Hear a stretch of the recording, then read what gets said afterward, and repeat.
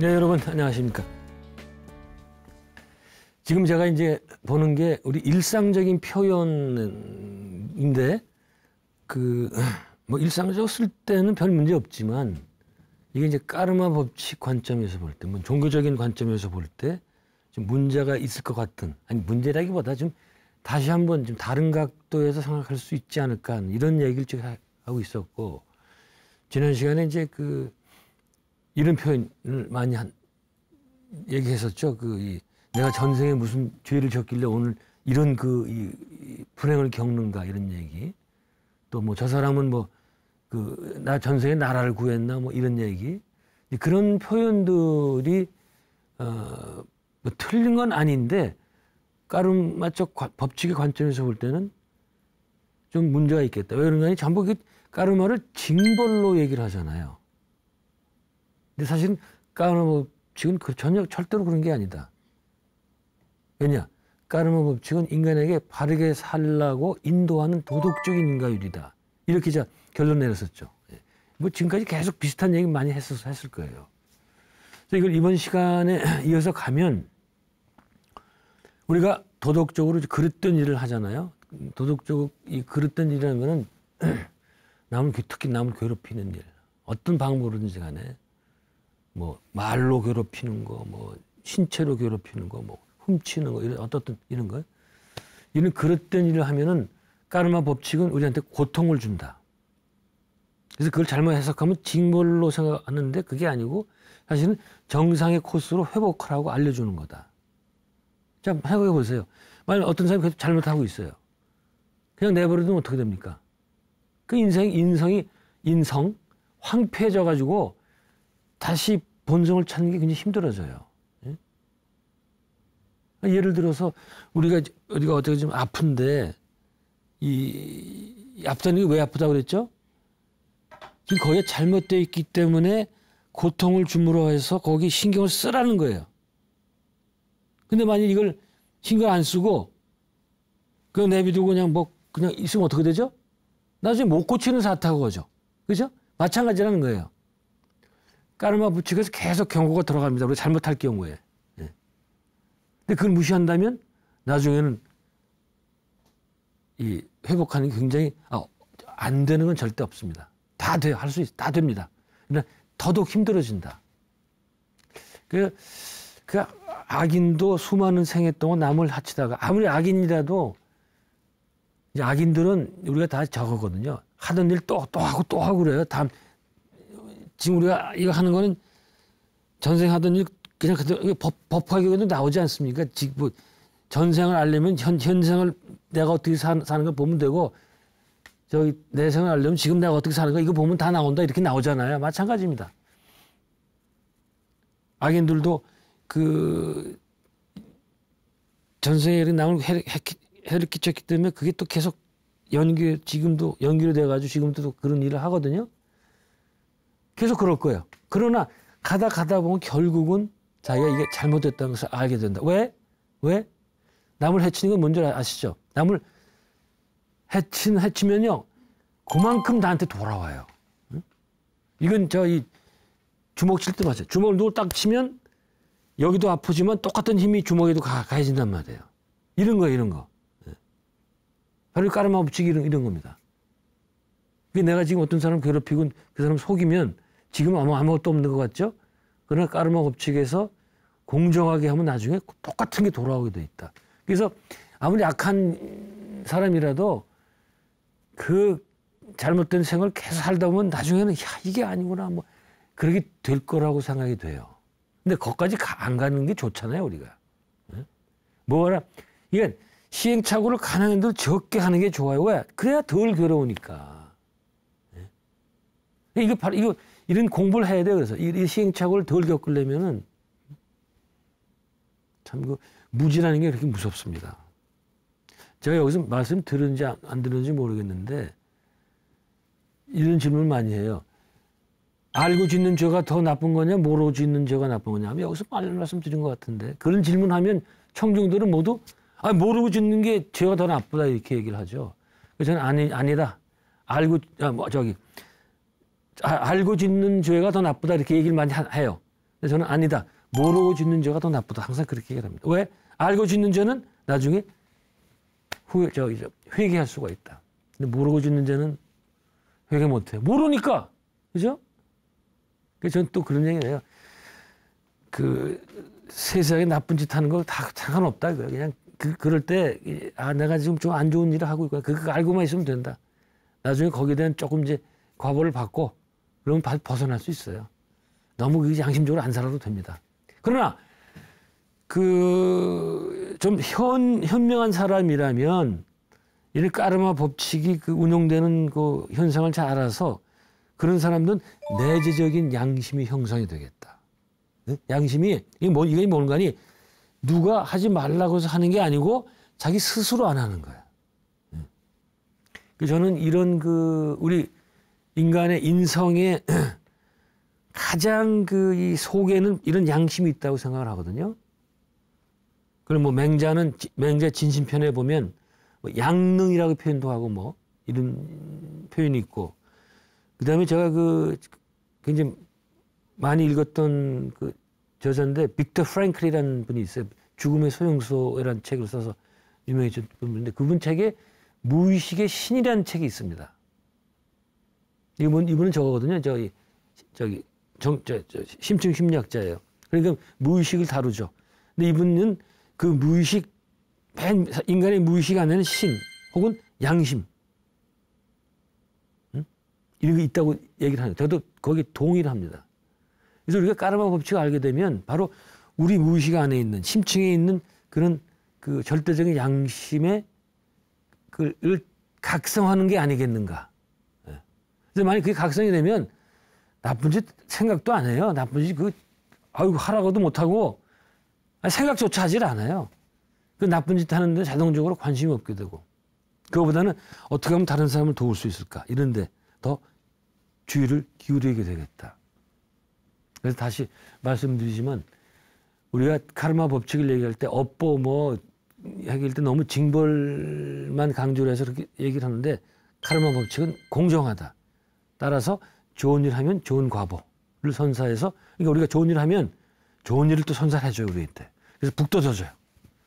빨리 이 인간의 우리가 갖고 있는 도덕적 완성을 빨리 거두라는 의미에서. 네. 자, 이 도덕적 완성이 자꾸 나오는데요. 이게 왜 필요한가 하니 또 한번 말씀드린 건데 불교나 이런 데서는 결국 목적이 깨달음 아니에요. 근데 이런 이 영성을 높아지기 위해서 기본적인 단계가 도덕적인 완성이라 이거예요. 이게 안 되면 아무것도 안 돼요. 도덕적 완성. 이게 중요한 거예요. 아니, 기본적으로. 그래서 자꾸 얘기를 하는 거예요.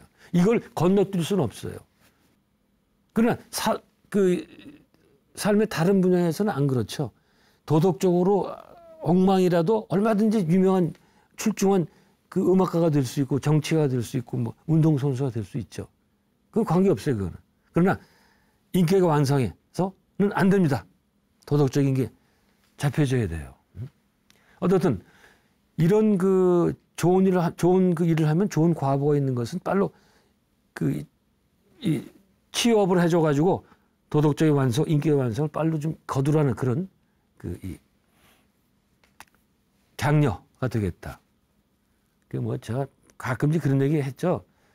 복권 당첨되는 거, 뜻하지 않는 유산 상속 같은 거. 이제 이런 거 자기한테 갑자기 돈이 생기죠.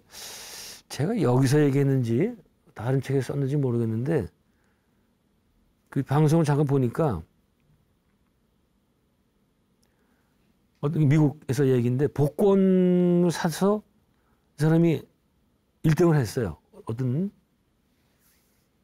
그랬는데 그 다음에 거기서 또 복권이 터졌고 그래가지고 방송에서 아주 신기해가지고 그걸 이제 다큐로 찍으면서 복권 가게에 또 갔대요. 가서 이제 정말 실제로 산 거예요. 근데 거기서 또 상당한 금액이 또 나왔다고 그러더라고요. 근데 이런 것들 잭팟 터진 거랑 비슷하죠. 이런 것들도 역시 뭔지 모르지만 이전 생에서 심어놓았던 좋은 인연 때문에 그런 거 아니냐. 근데 이제 이건 별로 많이 있는 데 절대 아니에요. 예. 그런 건 아닙니다. 저도 그냥 얘기만 들었지 저한테도 그런 일이 생긴 적이 전혀 없습니다. 그다음에 그런 뭐 복권 당첨 이건 잘 없지만은 이런 건 많죠. 주위 사람들로부터 뜻하지 않는 도움을 받는 경우. 네. 그래서 난 잘 모르는 사람으로부터 도움 받는 경우 이런 경우가 있거든요. 그래서 저는 항상 이 얘기 쓸 때마다 그 기독교의 김정한 목사라는 분, 이분이 생각 많이 하는데 이분이 저 6.25 때인가요? 그 직후인가? 미군 부대에서 하우스보이, 그러니까 저기 허드렛 일을 하는 애들이죠. 근데 굉장히 성심껏 한 모예요. 아주 사람이 똑똑하니까. 근데 만약 그때 거기서 미군 상사가 있었대요. 근데 상사가 잘 보고 이 친구한테 그 미국에서 고등학교 신학교에서 공부할 수 있는 그 장학금인 뭐니 다 배려해 준 거예요. 그 나중에 미국에서 아주 유명한 목사가 되고. 난 이분이 저거는 그 얘기는 저거죠. 미국에서 뭐 100년에 하나 나올까 말까 하는 그 빌리 그라함이라는 저기 있었죠. 이 전도사. 그분이 한국에 왔을 때 여의도 광장에 뭐 몇십만이 모였잖아요. 뭐 그랬대요. 그때 통역을 한 거예요, 이 양반이. 그래서 유명해요. 빌리 그라함이면 엄청난 유명한 부흥사인데 미국에서. 그래서 저는 이런 거 보면서 왜 이런 일이 이 사람에게만 생길까? 아니 뭐 사실 뭐 이런 이해 말고도 미국 교회 다니다가 미국 선교사 눈에 띄어가지고 미국 가서 팔자 고친 예가 적지 않게 있긴 있어요. 한국 사람들 경우에도. 네. 이런 일이 왜 그 사람한테만 생길까? 어떻게 생각하세요? 그럼 그 사람들은 그래요. 목사하고 그러니까 하나님의 도움심을 하나님이 은총을 베푼다 이렇게 하죠. 그래서 내가 그러죠. 왜 하나님은 당신한테만 베푸면 나 은총을 말이야. 왜 나는 안 베풀고 당신한테만 베풀어? 이거 말을 못해 그러면은. 근데 그것보다는 까르마 법칙에 의해서 이전에 이 김정한 목사를 도와줬던 그 상사가 있잖아요. 분명히 어느 생인지 몰라도 이 김정한 목사 그 상사를 도와준 적이 있을 것이다. 이렇게 보는 게 조금 더 낫지 않느냐. 뭐 그게 50보 100보인데. 자, 이런 거를 보면은 이걸 이제 이 까르마 법칙을 믿지 않는 사람들은 그냥 그걸 우연이라고 생각을 하죠. 우연. 그러나 까르마 법칙 입장에서 볼 때는 이건 절대 우연이 아니다. 제가 얘기했죠. 이렇게 봐서는 우연이다. 그러니까 그 미시적으로 보면 우연이지만 거시적으로. 또 지난 시간 얘기처럼 대붕 그게 아니면 독수리 안 되면 갈매기 그 위에서 보면 그게 우연이 아니라 어떤 인과관계 때문에 된 거다 말이죠. 그래서 어떻든 우리가 겪는 인생의 모든 그 일들은 까르마 법칙으로 설명하는 게 가장 무난한 설명이다. 뭐 베스트 설명이다 그건 아니에요. 제가 설명 못하는 게 훨씬 더 많아요. 그래서 그냥 무난한 설명이다 이렇게 말씀을 드리고 싶네요. 하나 좀 옆길을 더 가볼까요? 조금 이제 잘못 알려진 사실이 있어서 그걸 좀 말씀드리려고 그러는데 제가 이제 다른 강의에서도 언급을 했는데 거기서 다시 내가 조사를 해봤더니 그 얘기가 틀렸더라고요. 그래서 한번 말씀드리는데 정주영 회장 얘기입니다. 뭐 많이 알려진 거예요. 제가 재밌게 읽었던 책 중에 하나가 유명한 사람의 전생 이야기라는 책인데 이게 미국 사람이 쓴 책이에요. 그 유명한 셀럽들의 전생 뭐 정치가들 이런 사람들 얘기가 많이 나와요. 뭐 문선명 목사는 전생에 뭐였다, 뭐 김일성도 나오고 주로 이제 미국 사람들이지만 한국서 책이 나간다 그랬더니 한국 사람들 전생을 리딩 해가지고 써놨더라고요. 거기에 박정희 대통령 전두환 그 사람들의 전생도 얘기가 나와요. 궁금하시면 보세요. 이 사람은 뱅슨이라는 사람이거든요. 이 사람은 정주영의 그 전생을 중국 광동성에서 장사를 크게 했대요. 그리고 그 전은 태국에서 쌀 농장을 크게 했다네요. 근데 이게 뭐 이 사람이 정주영 회장을 알고 한 건지 모르겠는데 여러분 아시잖아요. 정주영 회장이 집에 있던 소인가 팔아가지고 서울로 무작정 상경해서 처음 시작했던 게 쌀집 종업원 아니었습니까? 그게 신당동에 사zen골목이라고 있어. 신당역에 거기. 제가 어릴 때 거기 살았기 때문에 잘 알거든요. 거기가 지금은 많이 없어졌어요. 그 쌀 도매상이 제일 큰 그 지역이었었습니다. 제가 어렸을 때 보면 그 옆에 술집도 많았어요.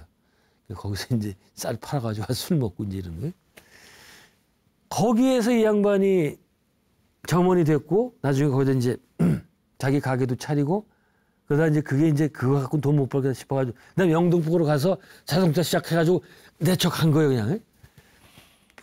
그 재밌죠? 이 태국에서 뭐 이 쌀농사 크게 했던 그게 이제 계속 영향이 있어가지고 이번 생에 이제 이렇게 됐는데 근데 이 제가 이제 그것보다 광동성에서 이 장사 크게 했다고 그랬잖아요. 중국이 이르렀어 전생에. 예. 근데 그때 이 중국에 진출했던 영국 상인을 많이 도와줬대요.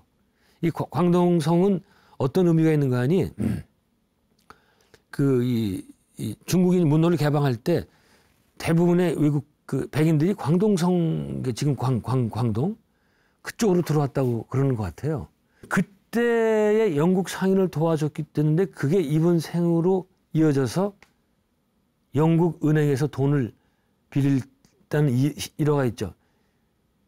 그 이제 근데 신화가 이제 어떻게 진행되는 거 아니? 정주영 회장이 1971년에 현대 조선소를 건설할 때 울산에다가 울산일 겁니다. 이 양반도 대단한 분 아니에요. 그냥 땅만 있어요. 땅만. 돈도 하나도 없고 거기다 짓겠다는 거예요. 저건 대단해요. 그 저돌적인 그 추진력이나 그 유명한 얘기 있잖아요. 그 무조건 하자 그러면 부하 이제 그 뭐 임원들이 이거 곤란합니다. 이제 이런 얘기를 하면 이 양반이 임자 해봤어? 그 말 한마디 하면 끝이에요. 그 어떻게 무서운지 어떤 그 임원은 이제 야단 받고 밖으로 나가는데 문인 줄 알고 캐비넷 뚜껑을 열고 그 안에 들어갔다는 거 아니에요? 하도 무서워가지고. 그런 카리스마가 있는 분이라고 그러는데 어쨌든 그 땅만 놓고서는 돈이 하나도 없는 거예요. 그 영국으로 갔어요, 이 양반. 이제 우리가 많이 알려진 얘기는 그거예요. 영국에 가서 영국 은행에 가가지고 돈 좀 빌려주셔. 누가 빌려줍니까? 거기 그 땅만 있는 데다가. 그랬더니 뭐 500원짜리 그때 딱 꺼냈어요. 그때 500원짜리 그 뒷면에는 거북선이 있었거든요. 저도 뭐 그때 써본 기억이 있는데. 이전에는 그 돈에 독립문도 있었고 또 석굴암도 그 불상도 있었어요. 근데 불상이 왜 없어진지 아시겠죠? 그거는. 예. 기독교인 반대했겠죠. 그래서 뭐 500원짜리 보여주면서 이게 한국은 이 벌써 몇백 년 전에 이런 어마어마한 배를 만들었다. 엄청난 배를 만들었다. 돈 좀 빌려다. 그래서 뭐 은행 담당자가 감탄해가 돈을 줬다. 이런 얘기 있잖아요. 그건 완전 신화다. 그렇지 않다. 사실은 이렇다고 제가 다시 조사해 보니까 지폐를 보여준 것은 당시 영국에 있던 해양 엔지니어링 회사 회장 롱 바텀이라는 사람이래요. 그 이름이. 그 사람한테 지폐를 보여줬대요. 이 사람도 현대를 별로 이게 도와줄 생각이 없었는데 그걸 보고 마음이 움직인 거예요. 그래서 그 사람이 영국 은행에다가 추천서 써준 거예요. 그리고 그 외에도 많이 도와줬대요. 그다음에 그냥 500원짜리 보여주고 그냥 된 게 아니라 현대에서도 많은 준비 노력을 기울여 가지고 그래서 돈을 빌릴 수 있었다. 이렇게 얘기를 하거든요. 그래서 저는 아까 이제 뱅스는 영국 은행 관계자가 정주영에게서 전생에 빚진 사람이라고 봤는데 그거보다는 아까 제가 언급했던 해양 엔지니어링 회사 화상 그 바텀인가 뭐 그 사람이 아마 전생에 광동에서 정주영한테 그 신세를 졌던 사람 아닐까. 예. 이제 한번 그렇게 추정을 한번 해봅니다. 자, 어떻든 결론으로 얘기하면 나쁜 일을 안 하는 건 물론 당연하고 좋은 과보를 위해서 선업 혹은 선인을 많이 쌓고 심어야 되겠다. 예. 그래서 우리 옛날 그 거린들이 적선합시오 그러잖아요. 이거는 적선이 뭡니까? 선을 accumulate, 쌓는다 이게요. 좋은 선업, 선인을 쌓는 거. 그걸 계속 하자 이거예요. 그래서 만약 그게 힘들면 좋은 생각이라도 하자. 좋은 생각하는데 뭐 돈 듭니까? 좋은 생각은 비록 직접 행동하는 것보다는 그 이 결과가 약하지만 그래도 좋은 생각은 분명히 좋은 과보를 낳습니다. 그리고 카르마 법칙은 이런 우주 법칙은 조금도 빈틈없이 모든 것에 대한 결과를 가져온다. 이건 여러분 믿으셔도 됩니다. 왜? 제가 알아낸 게 아니고 저보다 훨씬 더 이 영이 높은 분들, 이런 분들이 했던 얘기들이에요. 여기까지 아시겠죠? 자, 여기까지가 그 전 세계 내가 무슨 뭐 죄를 지고 뭐 이런 그게 왜 까르마 법칙으로 볼 때 좀 보완해야 될 이야기인가에 대한 그 설명입니다. 자, 네 번째 이야기로 갈까요? 이런 얘기 많이 하죠. 이 새파랗게 젊은 놈이 말이야. 이런 얘기들. 드라마 같은 데서 많이 나오죠.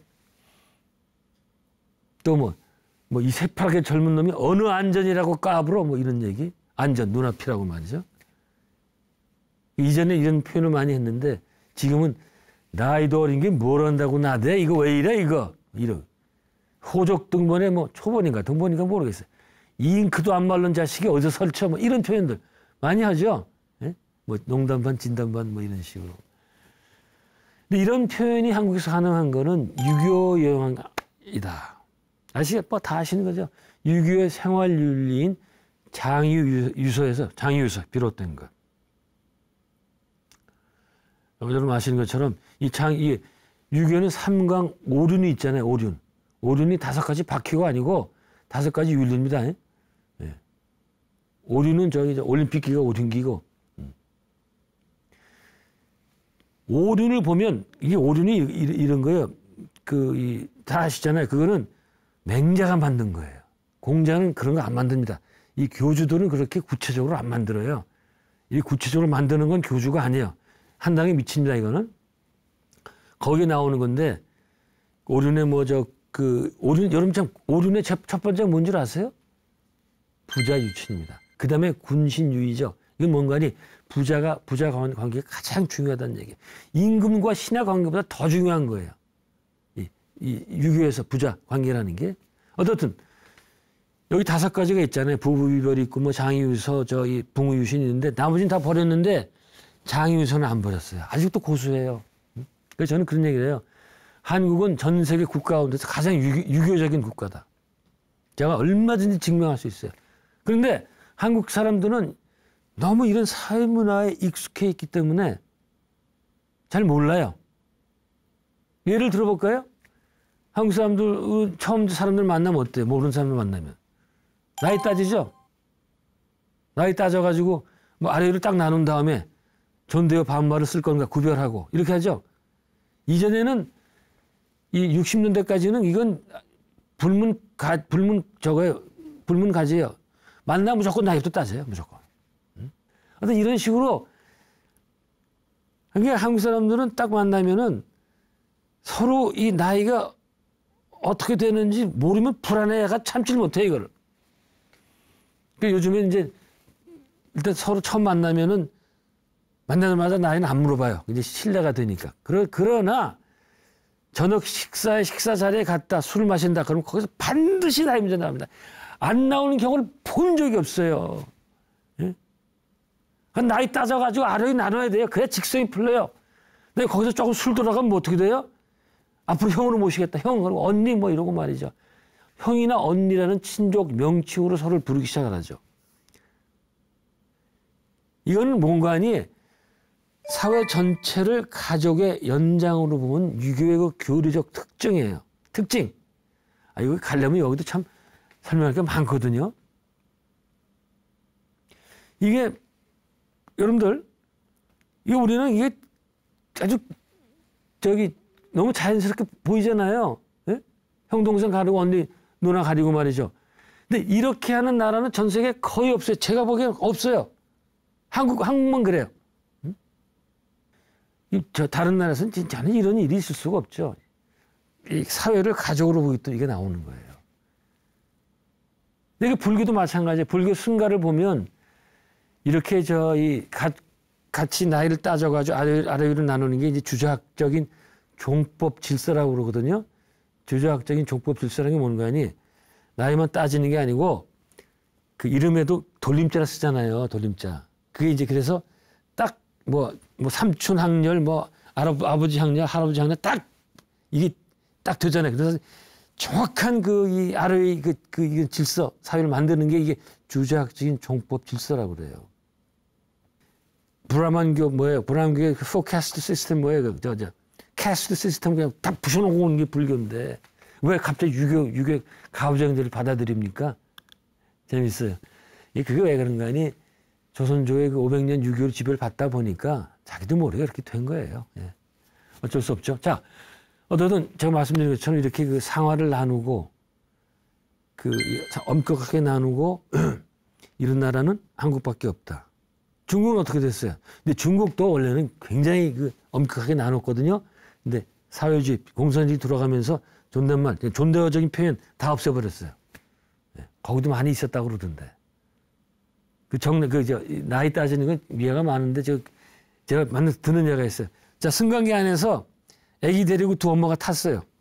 이때 두 엄마가 가장 먼저 하는 대화가 뭡니까? 얘 몇 살이에요? 그러죠. 네? 서로 애들 나이 확인해가지고, 우리 애가 그대 애보다 언니네요. 이런 식으로. 바로 그냥 친족으로 또 만들어요. 예? 저는 한두 번, 이건 우리 한국 사람들의 일상생활이죠. 근데 이렇게 우리가 만나서 나이를 확인한 이런 이유 중에 하나가 뭔가 하니 자기가 한 살이라도 더 많다는 것을 바라면서 확인하고 싶어 하는 거예요. 네? 그죠? 왜 그래요? 왜? 유교에서는 나이 많은 사람들이 양자 관계에서 우위를 점하기 때문에. 항상 이 한국 사회는 나이 많은 사람들의 그 권리가 중심이 돼서 가고 있어요. 제가 이 얘기 많이 안 한다고 그러고 지금 너무 하고 있는 것 같으네. 그래서 한국인들은 싸울 때도 조금 불리해지면 어떻게 해요? 나이로 상대방을 누르려고 하죠. 그래서 제가 제가 처음에 했던 거, 이 새파랗게 젊은 놈이 말이야. 아니, 놈이란 말 쓸 수 없으니까. 젊은 친구가 왜 그래? 이러고. 근데 꼭 나와요. 이게 불리하면 이게 나와요. 나이 든 사람들이. 이거 연병 한참 미칠 것 같은데, 이거 왜 그러셔, 형씨, 이런 식의.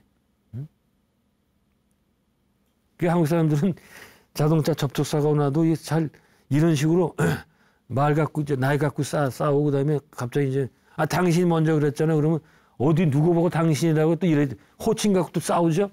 나중에 왜 싸우는지 몰라, 이게. 이런 거 갖고 싸우다가.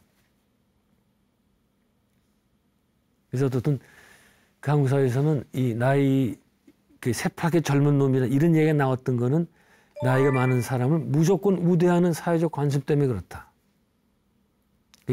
유교에서 유래했다고 그랬죠. 유교에 보면은 유교에서 제일 중요한 게 효하고 제거든요. 효하고 제. 효라는 건 다 아시죠?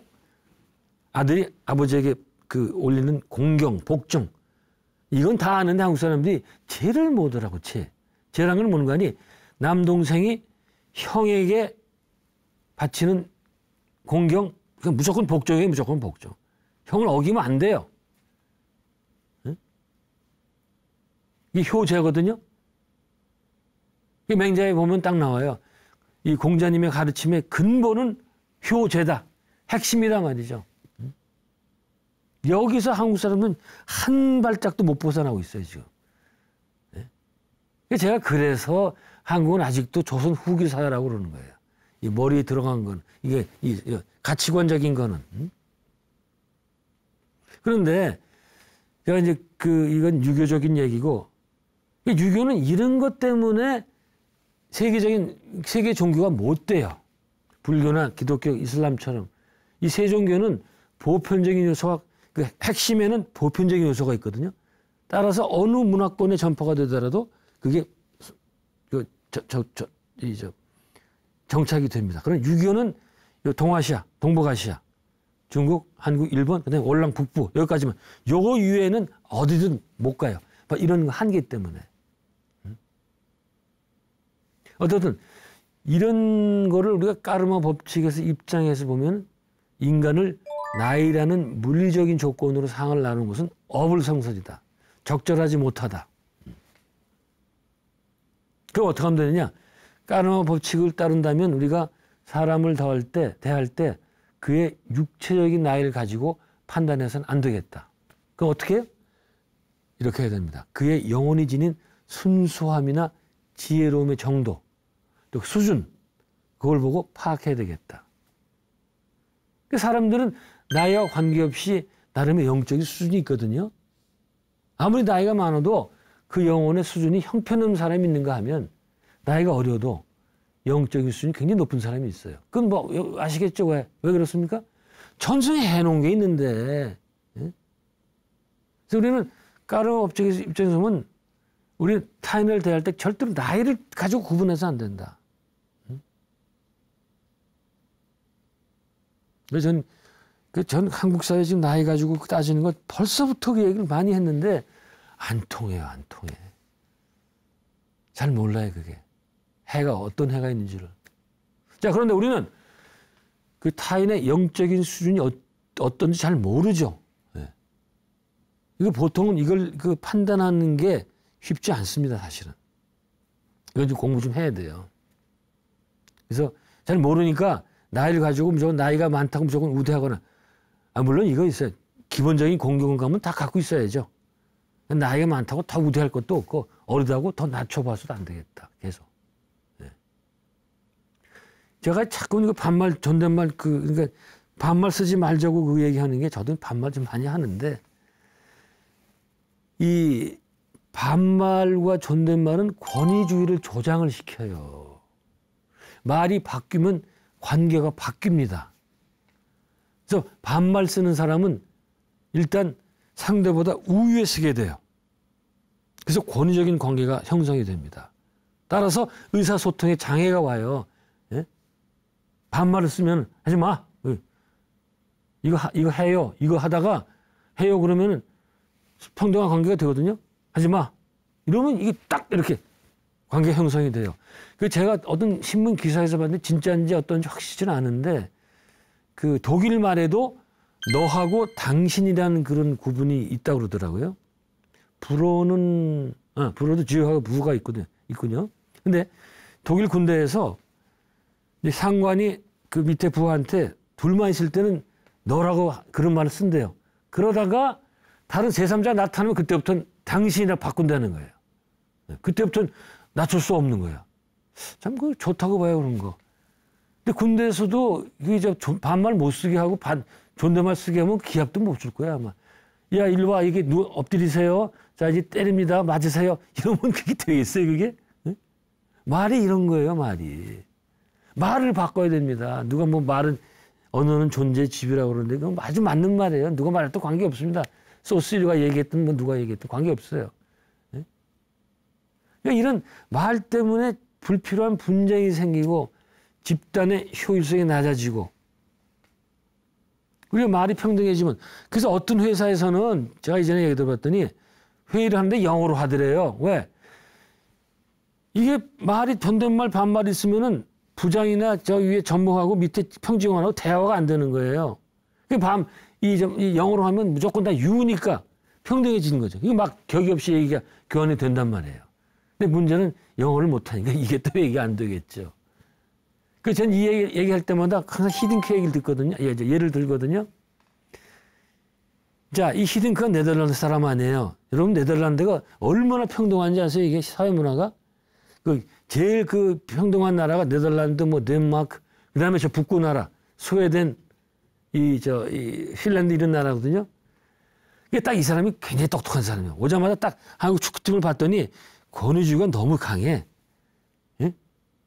그러니까 서로 이제 경기장에서 그게 안 돼요. 그러니까 한 이천수 같은 선수가 홍명보 윗사람들한테 대화를 못해. 너무 형이기 때문에, 형, 명보형 공주 막 이렇게 못해요. 이 후배들이 마음대로 못하는 거예요. 히딩크가 딱 알고서, 야, 형이란 말 쓰지 마. 그냥 명보, 그냥 이름만 불러. 그 다음에 밥 먹을 때도 같이 모여서 먹어. 네, 호텔 쓰면은 숙소도 선배, 후배 같이 써. 이렇게. 권위주의 없애버렸어요. 그랬더니 그다음부터 막 슬슬 막 날라고 다니는 거예요. 그다음부터. 물론 다른 것도 있어요. 예? 이제 선수 뽑을 때 히딩크 마음대로 뽑아서 박지성 같은 선수를 뽑을 수 있었죠. 그것도 전혀 연고지에 관계없이 뽑았기 때문에 가능하다. 예. 그래서 저는 그때 히든케어를 보면서 한국에서 이 권위주의 문화를 배제하면 이렇게 그 효율이 한국 사람들 사회문화 높아질 텐데 참 안타깝습니다. 예. 그래서 저는 이런 게 그러면 한국 사람의 이해가 없었냐? 없질 않아요. 한국 사람들이 바보가 아니죠. 한국 사람은 영적으로는 상당히 그 능력이 있는 사람들이에요. 그러니까 한국에서 좌판만을 없애는 운동은 벌써 이미 20세기 초반에 있었죠. 여러분 잘 아시는 소파 방정환 선생. 이분이 뭐예요? 그 소파 선생 하고 이 선배가 또 있어요. 소춘 김기전 선생이라고 있어요. 이분은 나중에 북쪽으로 가셔가지고 너무 안 알려져 있는데 이 두 분이 세계 인류사에서 처음으로 어린이 운동을 한 분이에요. 자, 다시 말합니다. 세계 인류사에서 처음으로 어린이 운동을 한 분들이에요. 근데 이것도 학교에서 안 가르쳐 주고 그다음에 이분들이 어린이 운동을 할 수 있었던 그 배경. 이게 어떻게 가능했느냐? 어떻게 돼요? 천도교인 이분 두 분이 특히 천도교에 교주였던 누굽니까? 최수훈의 그 제자가 최해월 아니에요. 해월 선생의 가르침 이어받아가지고 최수훈 가르침이지만 모든 이 사람들을 하늘님처럼 대해라. 따라서 여성도 집에 있는 아내도 하늘처럼 대하고 똑같은 그 논리로 어린이도 하늘처럼 대해라. 그때부터 소파 선생은 어린이한테 김기전 선생은 어린이한테 그 존댓말을 쓰기 시작한 게 있어요. 존댓말을. 근데 재미난 거는 방정환 선생은 집에 가서는 자식들한테는 존댓말을 안 썼대요. 근데 김기전 선생은 집에 가서도 존댓말 쓰셨대요. 그 천도교에서는 김기전 선생은 성인처럼 생각을 해요. 그만큼 훌륭했던 분이더라고요, 보니까. 제가 봐도 아주 훌륭했던 분이에요. 그래서 이런 그런 가르침이 있었는데 이거 다 까먹은 거예요, 한국 사람들이. 이거. 예? 저는 서양 따라하기 참 싫은데 이렇게 좋은 게 많은데 불교도 좋은 게 얼마나 많아요. 그게 안 살아나고 있는 게 참 안타깝습니다. 이게 제가 너무 지금 옆길로만 빠져가지고 어떤 영혼이 성숙된 영혼인가 이걸 설명을 하다가 여기까지 왔는데 이게 아무래도 시간이 안 돼가지고 여기서 그치고 다음 시간에 이게 중요한 주제거든요. 성숙된 거. 어떤 사람이 더 그 인격적으로 성숙하고 정신적으로 높은 영혼을 갖고 있나. 이거에 대해서 한번 본격적으로 한번 얘기를 해보도록 하겠습니다. 네. 오늘 여기까지 하겠습니다. 여러분 고맙습니다.